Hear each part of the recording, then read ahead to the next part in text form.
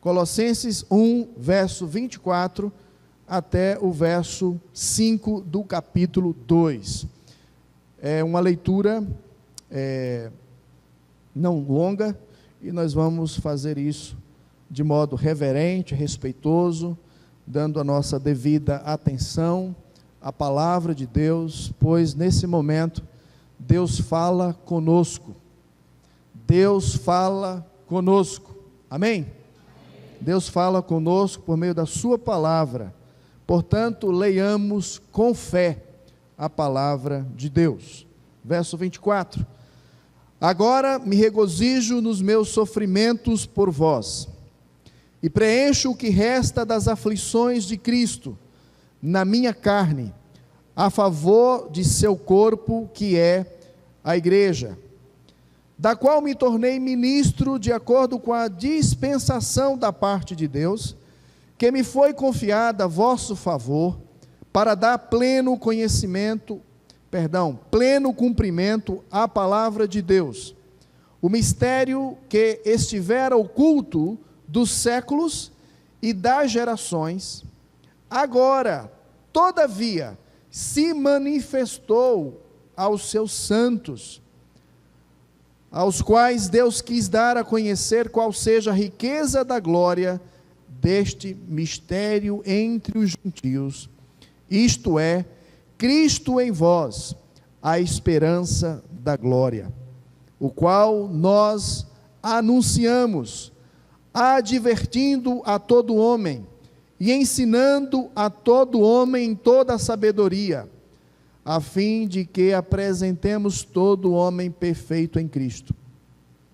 Para isso é que eu também me afadigo, esforçando-me o mais possível, segundo a sua eficácia, que opera eficientemente em mim. Gostaria, pois, que soubesseis quão grande luta venho mantendo por vós, pelos laodicenses, e por quantos não me viram face a face. Qual é a finalidade aqui? Para que o coração deles seja confortado, vinculado juntamente em amor, e eles tenham toda a riqueza da forte convicção do entendimento, para compreenderem plenamente o mistério de Deus. Qual é? Cristo, em quem todos os tesouros da sabedoria e do conhecimento estão ocultos. Assim digo, para que ninguém vos engane com raciocínios falazes. Pois embora ausente quanto ao corpo, contudo, em espírito, estou convosco, alegrando-me e verificando a vossa boa ordem e a firmeza da vossa fé em Cristo. Ser discípulo disposto para servir ao Mestre. Esse é o nosso tema hoje à noite. Quando falamos sobre disposição para servir ao Mestre, nós podemos relacionar essa questão, por exemplo, com a realidade que talvez você esteja vivendo nesses dias. Talvez você se encontre com pouca expressão de vivacidade cristã. Talvez você não está muito antenado com esse negócio de servir ao Mestre. Talvez até você reconheça que precisa servir ao Mestre Jesus, mas você olha para si mesmo e diz: poxa, eu até conheço, eu sei que eu preciso, mas eu não estou encontrando motivação, eu não estou encontrando o meu propósito nisso aqui, eu não estou encontrando também a força e o poder para me mover nessa direção. Porventura, então, você pode estar nesse grupo de pessoas que está sem fervor, sem prazer, sem alegria. Pode ser que a sua oração nesses dias tenha sido uma reza. Você faz porque precisa fazer, mas você conversa com Deus como se fosse uma reza, algo frio, algo repetido, algo insosso, algo de fato sem prazer, sem alegria. Talvez você se encontre com o seu coração não muito aberto, não muito pronto para ouvir o recado dele, os ensinamentos dele. Talvez não penetre tanto o seu coração as verdades eternas, pelo fato de você estar tão absorvido por este mundo. Talvez a Escritura, nesses últimos dias, ela ficou lá na periferia, lá no canto, e você de fato não teve prazer nela. Quando você observa a sua vida e percebe frieza espiritual, por exemplo, o seu culto ele é fraco, a sua alegria de participar de um ajuntamento como esse, os cânticos que aqui são apresentados, você até canta, movimenta a sua boca, mas você o faz como você o faria em qualquer outro ambiente. De fato, aquilo que acontece aqui não toca o seu ser, não toca as suas emoções, não toca a sua mente. Você continua infrutífero. Você sente mais prazer nos entretenimentos? Você sente mais prazer no seu lazer, nos seus passatempos? Porque promovem mais alegria a você do que a presença de Deus. Pode ser que essa realidade também tenha a ver com a sua vida, pois os pecados praticados por você recentemente não têm produzido em você nenhum rebuliço, não tem provocado em você nenhuma dor, não tem provocado em você nenhum ódio. Como é que pode? Eu fiz isso novamente. Eu sei da verdade, eu incorri no mesmo erro. E você simplesmente o faz e permanece achando que foi bom, até porque todo mundo tem o seu pecado de estimação, por que eu não posso ter o meu também, não é? Alguns pensam assim. Quando a busca ao dinheiro, a busca ao conforto, a busca ao status, ao reconhecimento, estão acima da lealdade a Cristo, você está nessa categoria aqui descrita em estado de morte. Você está morto espiritual. Você precisa de um avivamento. Você precisa novamente experimentar da parte de Deus a força, a paixão. Você precisa fazer a oração do salmista: ó Deus, reaviva-me, ó Deus, faz viver de novo essa experiência de caminhar contigo, de alegria e de prazer. Reavivar não nos moldes arrebatadores, reavivar não por meio de experiências estáticas, que muito se oferece em ambientes de culto, reavivar não com visões sobrenaturais, reavivar não necessariamente com essas experiências do outro mundo, mas reavivar pelo amor, pela paixão por Cristo Jesus, que se traduz em uma vida digna, um viver digno perante Ele. Meus queridos irmãos, amigos, avivamento é manter a coisa mais importante. Estar aceso para com Deus é a coisa mais importante da nossa vida do lado de cá, e também o será do lado de lá, pós-eternidade, a partir da eternidade. Avivamento, em outras coisas, é amar e se alegrar em Deus.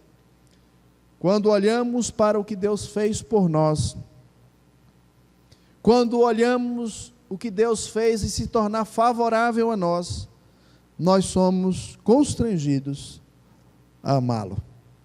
Paulo já dizia que o amor de Cristo nos constrange. Dessa perspectiva, nós podemos olhar para o apóstolo Paulo. O apóstolo Paulo, ele é alguém que tem esse tipo de amor, ele tem um entendimento correto de Jesus, ele tem um entusiasmo que não se esgota, promovido por esse Jesus, ele tem uma vontade que se expressa em longa duração, e afeta, e molda esse homem, de modo que ele se move em direção a cumprir, de fato, está disposto a fazer o que o seu mestre lhe pediu. O apóstolo Paulo é esse exemplo para nós. Suas cartas manifestam este amor transbordante por Jesus. Sua manifestação pública da palavra. Ao mesmo tempo, ele deixa claro a sua grande luta, o seu sofrimento para edificar os crentes, para plantar igrejas, para conduzir homens e mulheres à semelhança de Jesus. Deste modo, fica explícito o tipo de caminho que nós precisamos também trilhar. Se Paulo ele foi um discípulo de Jesus, disposto a cumprir, de fato, esse trabalho de Jesus, o apóstolo Paulo é para nós esse exemplo também. Nós, como discípulos de Jesus, precisamos estar dispostos para o serviço do Mestre. Eu queria usar a lição, o argumento do apóstolo Paulo aqui nesta carta aos Colossenses, e trazer para nós, então, essa verdade de que ser discípulo é estar disposto para atender o serviço do seu Mestre. E eu quero tratar essa temática mostrando 3 evidências disso, 3 amostras ou 3 direcionamentos que o apóstolo Paulo exemplifica na sua vida e que nós podemos também imitá-lo. Isso está claramente nas divisões que eu vou apresentar para os irmãos, a partir do verso 24, até o capítulo 2, verso 5, nós vamos trabalhar em cima de 3 imagens. Vamos pensar na primeira imagem, que eu julgo ser a mais importante, que o texto vai nos apresentar, é a motivação do apóstolo Paulo, ou seja, essa disposição para fazer o serviço no Mestre exige uma grande motivação. Nós vamos entender qual era a motivação do apóstolo Paulo. Em segundo lugar, nós vamos perceber de modo claro qual era a missão do apóstolo Paulo. E essa missão, ela está aqui explícita para nós, em uma agenda positiva. O apóstolo Paulo, ele traça um programa de ação para cumprir a missão que ele entendeu, que é a missão de Jesus, e essa missão que é reproduzida também a nós, por sermos também igualmente discípulos. E por fim, nós vamos falar da intercessão. Então, uma motivação, uma missão e uma intercessão. Em primeiro lugar, nós vamos olhar para o nosso texto e vamos perceber o que é que está acontecendo aqui. O apóstolo Paulo, no verso 24, ele diz, agora. Obviamente, o apóstolo Paulo, ele quer ajudar aqueles irmãos a se fortalecerem em Cristo Jesus, e ele faz um esforço, até os versos últimos que nós estudamos domingo passado, de exaltar a pessoa de Cristo. Então, o apóstolo Paulo, ele resume uma declaração poderosa da supremacia de Cristo como Salvador e Criador, a partir então dos versos 15 até o verso 20, e ele então está motivando aqueles irmãos a um comportamento digno desta posição que eles agora ocupam, e ao mesmo tempo advertindo contra as doutrinas falsas que estão ali enfatizando no contexto daquela igreja, o misticismo, o ascetismo e o legalismo, que são os perigos que estão rondando e fazendo com que Cristo seja considerado apenas alguém ali para fazer parte dessa lista de obrigações religiosas que nós precisamos fazer. Cristo não é mais um, Cristo ele é tudo, ele é o propósito do universo, ele é o propósito da nossa vida, ele é o supremo Salvador, porque ele é o supremo Criador do universo. O apóstolo Paulo, ele faz isso, ele deixa claro, então, essa compreensão, e o final aí do verso 23, ele faz essa ponte da obra de Cristo para o ministério cristão. Ele deixa claro o seguinte, se de fato Jesus tem toda a primazia, se Jesus Cristo de fato, ele é aquele, tão somente o único que pode nos reconciliar com Deus, se de fato é verdade que ele é o supremo Senhor, acima de tudo, e tão somente Ele é o único para nos fazer experimentar a plenitude da vida, nós agora temos um dever, nós temos um chamado, nós temos uma missão a cumprir. É o desejo do Mestre Jesus, que todos ouçam dele. É o seu desejo, ele deseja, ele almeja, ele está fazendo com que isso aconteça no mundo, queira você perceba ou não, queira você se inclua nesse trabalho ou não, queira você seja usado como voluntário, se entendendo como voluntário ou não, ele vai cumprir o seu programa de salvação em todos os povos. Amém? Ele vai fazer isso. Ele vai fazer isso. Qual era a motivação do apóstolo Paulo? A motivação do apóstolo Paulo, irmãos, era exatamente esta mensagem. A mensagem motiva o discípulo a estar disposto a trabalhar no serviço do Mestre. Paulo, ele é motivado pela mensagem que ele crê, que ele abraçou. Que mensagem é essa? Essa mensagem que ele recebeu a responsabilidade como apóstolo, como ele mesmo diz, de anunciar. Essa mensagem é uma mensagem completa, ela não falta mais nada. E é interessante que ele deixa isso claro, no verso 25, que ele recebeu a responsabilidade como ministro, recebeu da parte de Deus, a ele foi confiada, a favor então dos gentios, no seu trabalho de pregação do Evangelho, para dar pleno cumprimento à palavra de Deus. O que é isso? Ele diz no verso 26, o mistério que estivera oculto dos séculos e das gerações, agora todavia se manifestou.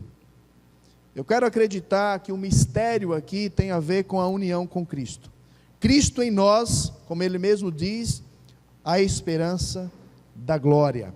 A frase em Cristo aqui predomina nas epístolas paulinas e transmite esta ideia, essa nova identidade do cristão. Estamos em Cristo, cobertos, mergulhados, absorvidos, cheios por causa de Cristo. Descreve a nossa posição, nosso privilégio, nosso destino, nossa justiça, nosso futuro depende dele. O mistério revelado é Cristo, Cristo em nós, a esperança da glória. Eu estou em Cristo e Cristo está em mim. Você, crente, está em Cristo e Cristo está em você. Depender dessa verdade, proclamar essa verdade é a essência da mensagem cristã. Viver todo dia, viver toda hora, todo minuto em dependência de crer nessa verdade. Todo momento desconfiar de si mesmo, desconfiar da sua capacidade, da sua justiça própria, mas confiar sempre em Jesus. Orar e acreditar que Deus pode nos ouvir não porque somos bons. Esperar de Deus as bênçãos, não porque somos bons. Esperar de Deus a sua misericórdia e graça constante, tirando de nós aquilo que de fato merecíamos, punição, e graça nos dando força, capacidade, sabedoria. Tudo isso Ele faz por nós, não porque somos bons, não porque fizemos algo de bom lá atrás, e nem porque vamos fazer algo de bom lá no futuro. Tudo está na base de Cristo Jesus, do que Ele fez, do que Ele continua fazendo, do que Ele continuará fazendo. Tudo é Cristo, o mistério revelado na nossa união com Cristo. Essa é a mensagem que motiva o apóstolo Paulo, então, a sair e estar disposto, então, a cumprir o desejo do seu mestre. A missão de Deus, compreendida pelo apóstolo Paulo, se revela num projeto de salvação cósmica, de salvação vasto e abrangente. É isso que ele deixa claro aí, se você voltar no capítulo 1, verso 20 e 21. O que ele diz aí? Que Cristo Jesus, Ele pleno de toda a divindade, havendo feito a paz pelo sangue da sua cruz, por meio dele reconciliou consigo mesmo o quê? Todas as coisas, quer sobre a terra, quer nos céus. Vós outros também, vocês que eram estranhos, vocês que eram inimigos do entendimento pelas vossas obras malignas, vocês também foram reconciliados no corpo da sua carne, mediante a morte, para apresentar-vos como? Do que nós precisamos para ver Deus? Precisamos de quê? Santidade sem a qual ninguém verá o Senhor. É Ele que nos faz santo, é a obra dele que nos santifica. Então Ele nos santifica, Ele nos apresenta santos, inculpáveis, irrepreensíveis diante de Deus. Quem é que faz tudo isso? Cristo Jesus, a nossa união com Ele. Esse entendimento fez com que Paulo, ele dissesse, olha, eu não tenho outra coisa a fazer, eu já entendi o que Deus quer fazer na história da humanidade, eu já entendi pelo Antigo Testamento a promessa que Ele fez. Eu lembro que Ele prometeu um descendente que ia esmagar a cabeça da serpente, eu lembro que Ele prometeu abençoar todas as famílias da terra. Chegou a hora, chegou o momento agora de fazermos isso, e essa compreensão faz com que Paulo, ele cumpra com disposição o serviço do seu mestre. Cuidado com a sua motivação. O que motiva você a servir a Jesus, o seu mestre, você que é discípulo? O mestre tem uma vontade, o mestre tem um direcionamento, o mestre tem uma missão e um propósito. Qual é a motivação que você precisa para obedecê-lo e estar disposto a fazer o que ele pede de você? O apóstolo Paulo nos ensina que o que motivava ele era a mensagem. Ele conhecia profundamente a mensagem que ele pregava. Ele cria nessa mensagem que ele pregava. E ele estava disposto a sofrer pela essa mensagem que ele pregava. De modo que ele diz, eu me alegro em sofrer.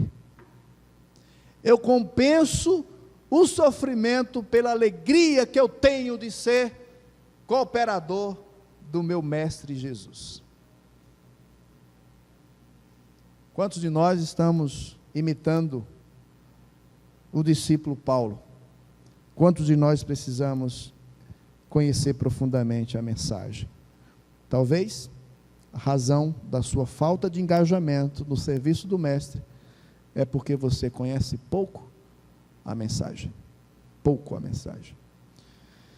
Uma segunda abordagem que a gente pode aprender no texto, que vai nos incentivar a estar disposto a servir o mestre, está aí a partir então dos versos 28.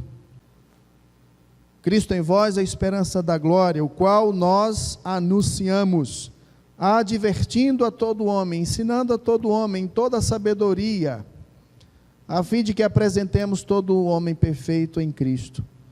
Para isso é que eu também me afadigo, esforçando-me o mais possível, segundo a sua eficácia que opera eficientemente em mim. Em mim. Essa mensagem mantida em segredo por séculos e gerações, agora revelada ao povo santo, essa mensagem cheia da riqueza gloriosa que está disponível para nós, Paulo está dizendo, esse é o segredo, compreender isso é o segredo para uma vida confiante, na esperança de participar da sua glória. É por causa disso que nós proclamamos a Cristo. E nós temos aqui o método que o apóstolo Paulo usa. Número 1 é advertir. Número 2 é ensinar. Não é isso que está aí no texto? Advertindo a todo homem e ensinando a todo homem. Paulo está pensando aqui no homem completo. O homem precisa ser restaurado, reconciliado consigo mesmo. Ele precisa ser reconciliado com os seus semelhantes. como primeiramente ele precisa ser reconciliado com Deus. A totalidade do homem envolve as suas relações com Deus, consigo mesmo e com o próximo. A proposta então do Evangelho, no cumprimento dessa missão, é fazer com que todo homem experimente aquilo que ele chama aqui de apresentar perfeito em Cristo. Todo homem aqui também nos faz pensar em todos os homens mesmo. Tanto em gênero, homem e mulher, tanto nas divisões raciais, tanto nas divisões sociais, pobre e rico. Não tem distinção. Não tem distinção. Todo homem na sua relação com Deus, com o próximo e consigo mesmo, todo homem na face da terra é alvo de que escute essa mensagem, e ele trabalha de modo específico com cada um destes, fazendo com que eles compreendam toda a sabedoria. Essa sabedoria, você já sabe o que ele está querendo dizer. Essa sabedoria é a sabedoria de Deus, desse mistério que foi revelado em Cristo, de na cruz do Calvário, por meio da sua pessoa e obra, ele restaurar todas as coisas, e através de Cristo Jesus, tudo está unido novamente a ele, não só os homens, mas também o cosmo, porque vai haver restauração completa de tudo. Essa é a sabedoria de Deus. Um mundo bagunçado pelo pecado, um mundo que o rejeita, ele com a sua graça e amor, ele dá um jeito, ele restaura, ele não perde a sua criação. Talvez a graça de Deus foi a surpresa para Satanás. Satanás certamente imaginava que, como não houve restauração para ele e para os demônios, talvez não haveria restauração para a raça humana, para o mundo criado por Deus.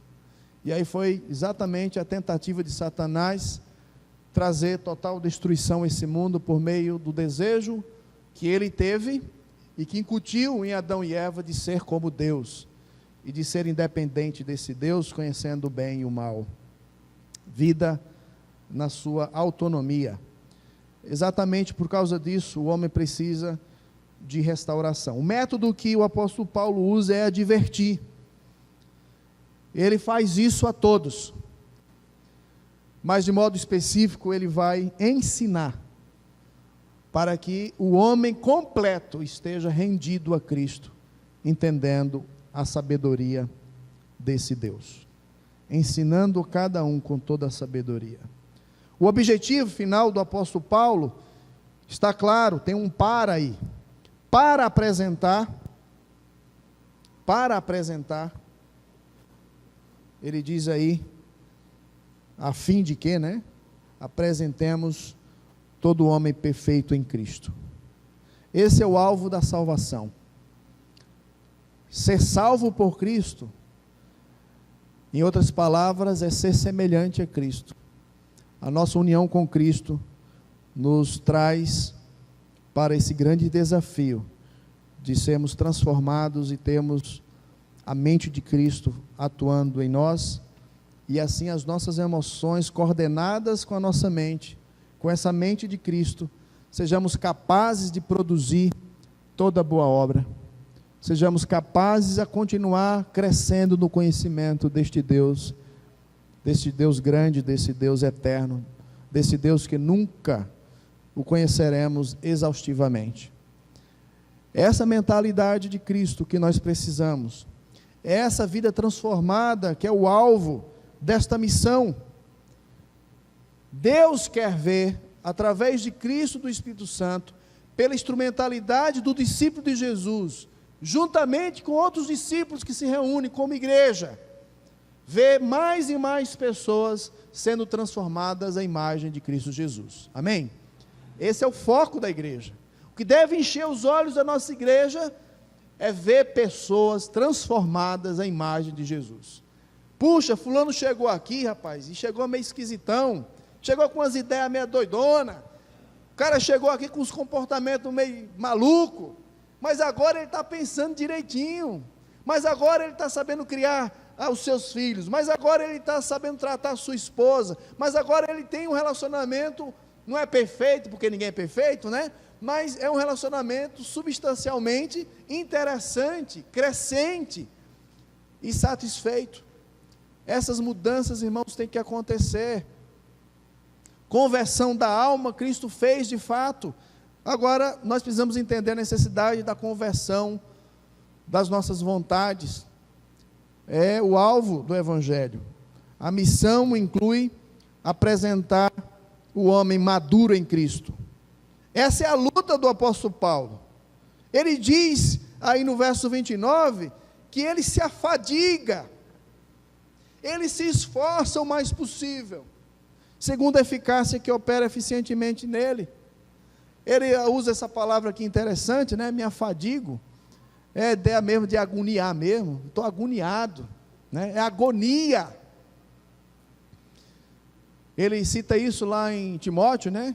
Quando ele diz, combati o bom combate, pode ser traduzido como, eu agoniei a boa agonia, é a mesma palavra lá, agonia, como alguém que está ali sofrendo dor de parto, vendo Cristo sendo produzido, como ele diz lá aos Gálatas. Esse é o trabalho do ministério da igreja, esse é o trabalho do discípulo de Jesus, ajudar outros, né, a serem apresentados maduros em Cristo, como Cristo. Até porque cristão tem a ver com ser os cristos que imitam, né? Ou seja, os cristãozinhos lá, as imitações do Cristo, nesse sentido. O objetivo é a semelhança de Cristo Jesus. Por isso que ele se esforça tanto, por isso que ele está disposto, porque ele recebeu essa missão clara.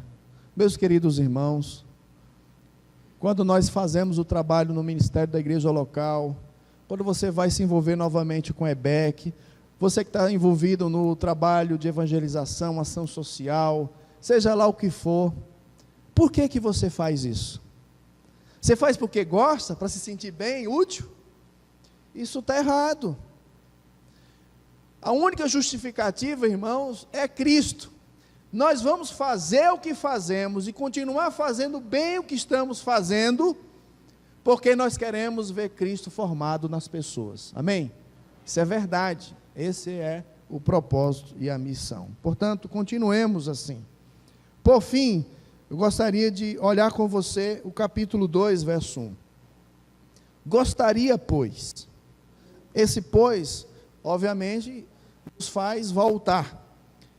E aí você tem em mente aquilo que nós acabamos de falar. Esse pois aqui envolve essa mensagem que Paulo entende, essa mensagem que motiva Paulo, inclui essa missão que o apóstolo Paulo compreende, e agora ele quer que aqueles irmãos que ele nem conhecia, quem fundou aquela igreja lá foi Epáfras. Paulo está trabalhando em Éfeso, treinando discípulos também, e alguns desses vão nas cidades próximas, e ali então, 130 quilômetros de Éfeso, onde Paulo estava, provavelmente Epáfras, ele era um morador de lá, ele era alguém de lá. Ele prega o evangelho, muitos se convertem, creem em Cristo, e o apóstolo Paulo então faz questão aqui, escrevendo essa carta da prisão, ele está preso, ele não tem contato, provavelmente ele nem, inclusive ele nem deu garantias nenhuma de ver aquele grupo de irmãos, mas ele faz questão de que tem prazer, tem alegria tanto pelo aquele grupo, que deseja que eles saibam que ele também mantém uma grande luta. E aí então a mesma palavra, ou pelo menos na mesma direção que a gente tem comentado do verso 29, da fadiga aí, tá? Da agonia. Grande luta venho mantendo por vós, pelos Laodicenses, outra cidade próxima ali, e por quantos não me viram face a face. Qual é a luta do apóstolo Paulo? Meus irmãos, e aqui a luta é o ministério de intercessão. Ministério de intercessão. Há uma mensagem, há uma missão e há uma intercessão. E a intercessão tem um propósito. O foco específico do apóstolo Paulo aqui nessa intercessão, ele diz aí no verso 2, é consolação em Cristo. Que eles sejam encorajados e unidos por fortes laços. Eu oro, eu me esforço em oração. Não posso estar aí com vocês. Mas onde eu estou aqui preso, eu estou numa grande luta. Eu estou me agonizando aqui por vocês. E orando a Deus, para que o coração de vocês sejam confortados. Como deve ser, então, o nosso ministério? Inclui a advertência, nós vimos lá no verso 28, mas aqui a palavra que resume o ministério cristão é consolação, conforto. Nosso ensino, irmãos, nossa pregação, nosso envolvimento na vida das pessoas, tem como objetivo final edificar a vida sobre a rocha que é Cristo Jesus. Portanto, mesmo que haja advertências duras, mesmo que as advertências, mesmo que a disciplina são usadas aqui como via de restaurar e edificar vidas, dando esperança, ao desesperado, energia ao esgotado, ânimo ao desanimado, alegria ao abatido, o ministério da misericórdia, ele é importante. O ministério da graça de Deus, revelado na vida do homem, Jesus, que morreu na cruz do Calvário. Deus te amou tanto, meu irmão, Deus me amou tanto, que sacrificou o seu Filho por você e por mim. Essa é a razão da nossa fé, essa é a razão da cruz de Cristo. A palavra aqui, confortados, é a ideia de alguém que chama ao lado, para dar um abraço, dar um incentivo, às vezes dar uma puxada de orelha, que poucos gostam, Na verdade, ninguém gosta, Ninguém gosta. Mas aqui a ideia de sempre ombro a ombro, sempre visando restauração, sempre visando edificação, sempre visando crescimento. Por quê? Porque o contexto aqui é o amor que nos foi concedido por Cristo na cruz. Eu quero deixar aqui uma palavra de atenção para você, meu irmão. Eu sei que alguns, por personalidade, têm uma postura de ataque, quando se é necessário resolver algum conflito, algum problema surge, então você tem a atitude de partir para cima. Eu não guardo desaforo para casa. Meu negócio eu resolvo é na cara mesmo, Ele diz lá, eu digo cá. Tem pessoas que têm essa postura de resolver problemas atacando. Tem outros, pela sua personalidade, que têm uma tendência de fugir, de recuar. Ele sofre, ele engole sapo, às vezes o cururu, às vezes uns bichão grandão, desce assim meio, implode lá dentro, explode, vem gastrite, vem tanta doença, porque ele guarda. Não é possível, a gente ter o Evangelho e não acreditar que temos uma terceira via. Você não precisa nem atacar e nem precisa recuar. Tem uma maneira de resolver os conflitos. O problema é que tem muita gente que não entende o Evangelho.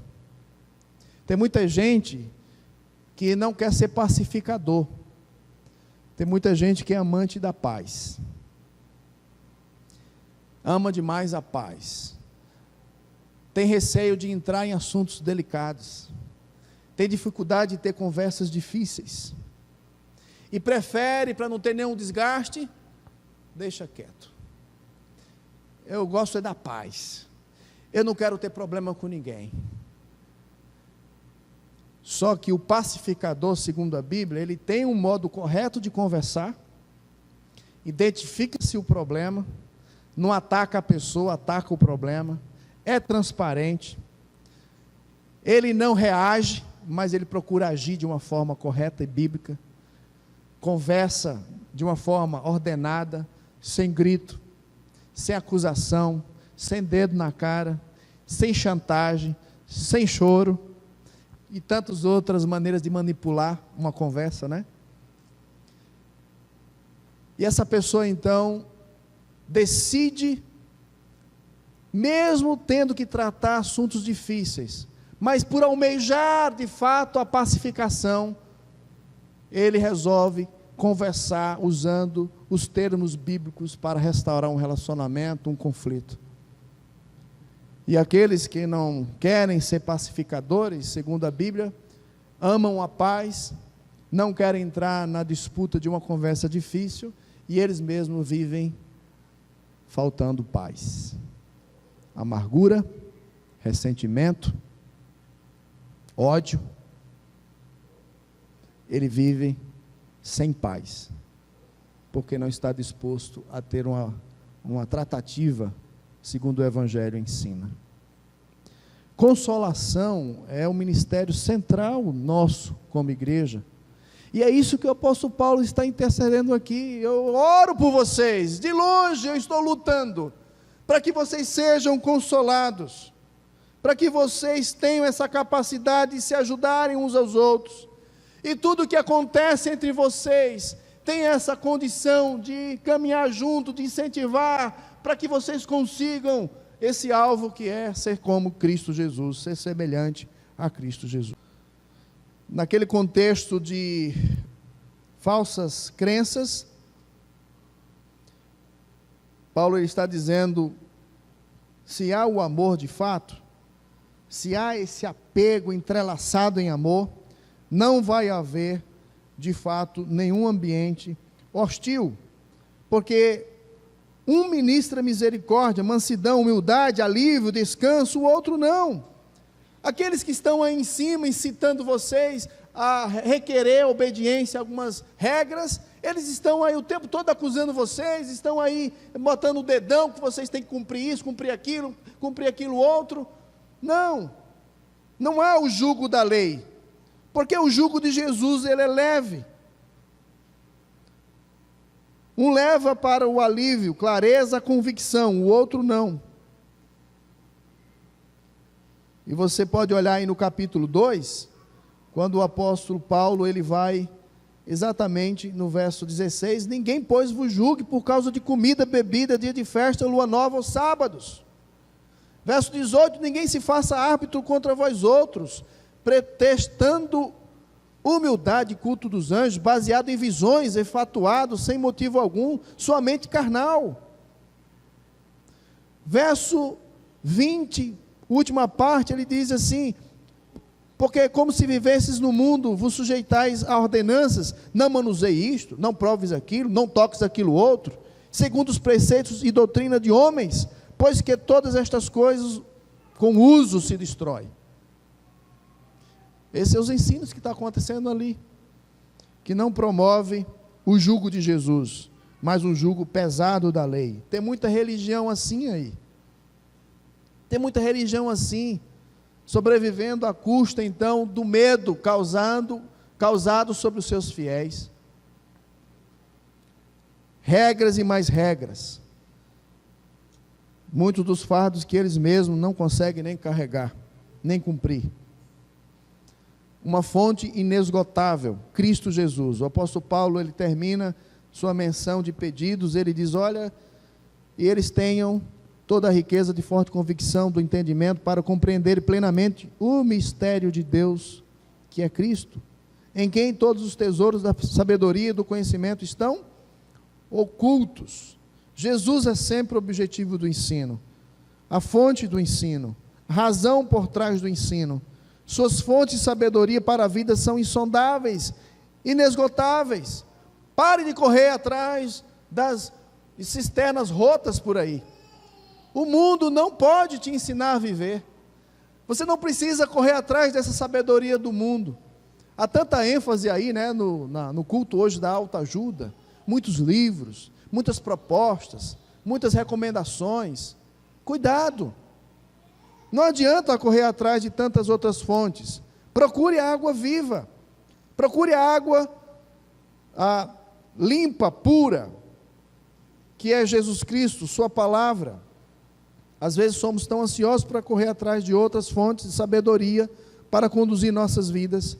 Valorizamos todas as vozes do mundo, menos a voz principal, que é de Cristo. Paulo está dizendo que em Jesus há toda a sabedoria, todos os tesouros de sabedoria e de conhecimento. Você não precisa correr atrás de mais nada, corra atrás de Jesus, da sua palavra. Tem sabedoria para sobrar. Para sobrar. Causa dos nossos sofrimentos, boa parte deles são decisões erradas em seguir conselhos de homens, sugestões de homens, e não de Jesus. Eu quero terminar. Paulo diz aí então, no verso 5, pois, embora ausente quanto ao corpo, contudo em espírito estou convosco. O apóstolo Paulo, ele deixa claro que está se alegrando e verificando a boa ordem e firmeza. Paulo, ele usa dois termos aqui, que dão essa ideia de postura, que aquela igreja ainda permanece. Boa ordem e firmeza. Boa ordem, está tudo caminhando bem, tudo está sendo feito com decência e ordem.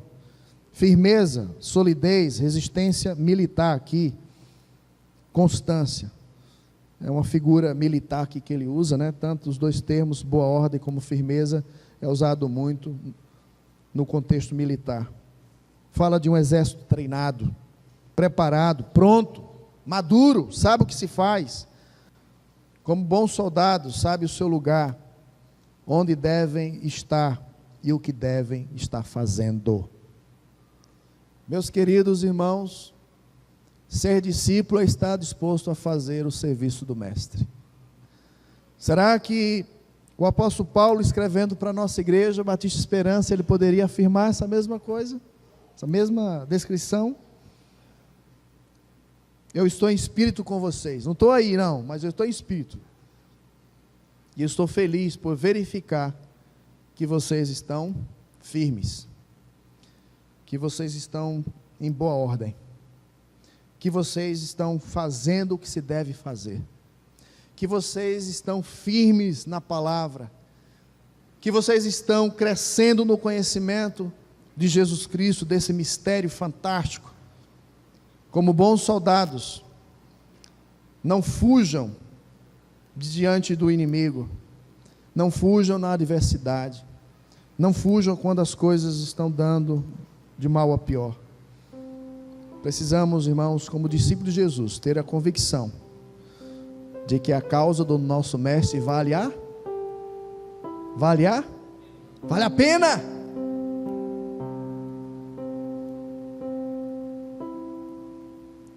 A causa de Jesus vale a pena. Você não precisa sofrer por sua salvação.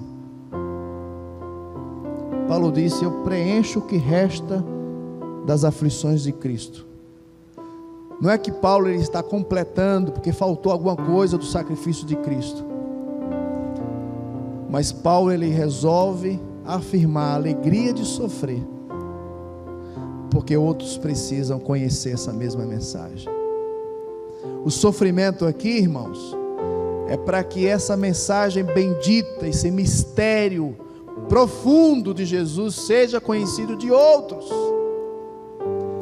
O sofrimento aqui é para a gente encarar os desafios dentro do nosso coração, essa natureza inclinada ainda para o mal, sofrimento de dizer não àquilo que eu amo,